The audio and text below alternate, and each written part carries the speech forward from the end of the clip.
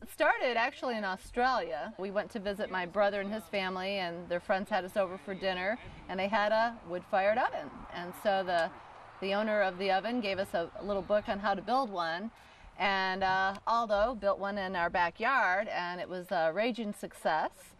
So then when the Dexter Lake Farmers Market started, which I helped start about 3 years ago, Aldo was like, well, what am I supposed to do at the farmers market? And so he thought, I'll put a pizza oven on a wagon and have a pizza wagon to sell pizzas to the disc golfers. So that's how it all started. You know, we've talked about if we have some burnt pies, they could go ahead and use them.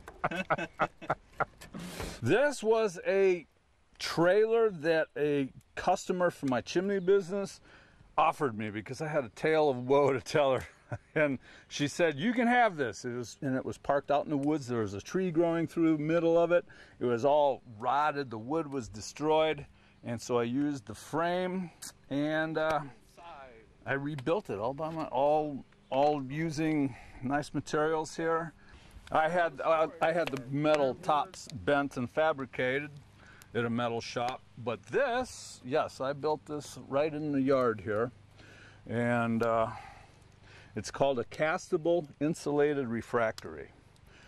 It's for rebuilding boilers and furnaces, and it accepts temperatures up to about 3,000 degrees.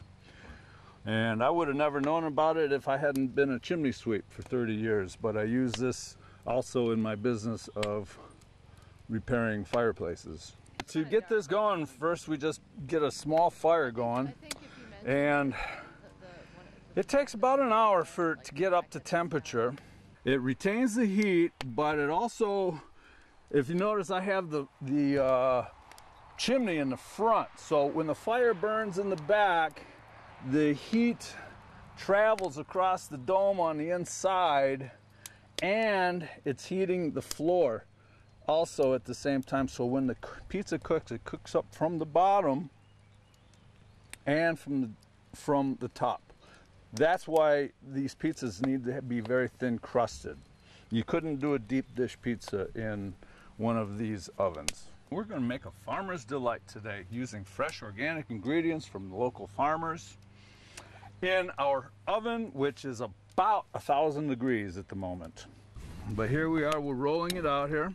We use cornmeal to help it out, and you put cornmeal onto the dough like this, it makes it almost explode in size rather than just flour. We put some flour on here. That allows it to slide right off of the paddle here. See how it just moves real easy there? And I'll put some nice sauce on it here. I use a special ingredient that's not too prevalent on the West Coast in pizza sauces, and that's caraway seeds. Where I'm from, in Chicago area, everybody uses caraway seeds all the time. And we put some mozzarella cheese on here. So we're putting on zucchini here now, and it looks like a few pieces of broccoli. And we have some onion we'll put on here. Then we're going to have some dollops of goat cheese. Then we'll put on some Swiss chard and basil, and then some more cheese. This is some cheddar and jack that we sprinkle on there lightly. Now we're going to put this in the oven here. We're going to go in here and rotate this around a bit. It cooks very quickly. See, it's already getting toasty on that side there. And here is a completed pizza. Farmer's delight, fresh from the oven.